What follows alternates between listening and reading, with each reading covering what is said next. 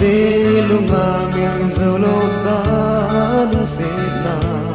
Lai tole na din kaway mo Nang tayo si Leitunga RPP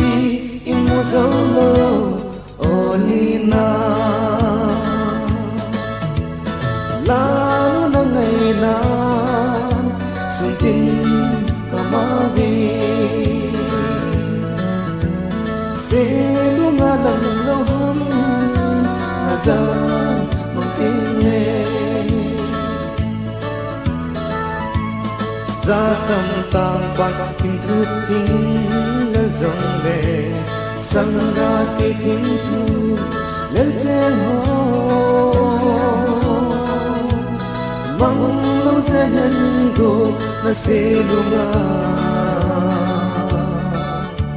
Sangga kay timtu lel chen ho Lalo na ngayon suntin kamawi Selo nga lang lawham na dyan magtingin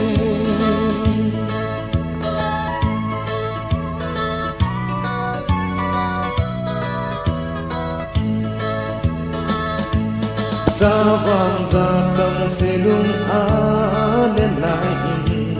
Osin ulenten selung kito Suntin zailat oi jiwi